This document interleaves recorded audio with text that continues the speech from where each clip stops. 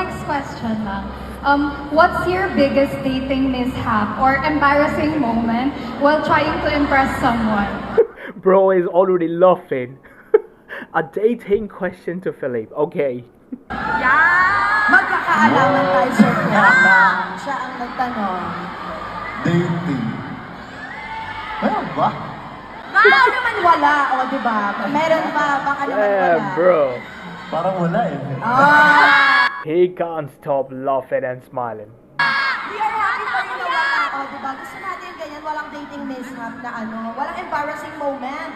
Very Kailangan, you gotta keep your cool, di ba? Ganun dapat always kasi syempre, ayaw mo naman na mamaya ma-disappoint sa'yo yung yung dinidate mo. So as much as possible, you gotta try everything, and you gotta do everything just to, just to impress the girl that you love, or just impress the guy Okay, that's another answer.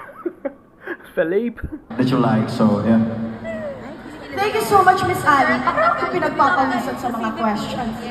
Okay. Pinapawisan ka, ako yung pagpapawisan nito para Ay, ikaw may pinagpapawisan. Hindi sa jacket lang yan. Sa jacket lang. Hindi sa tanong, Sir Ferdinand.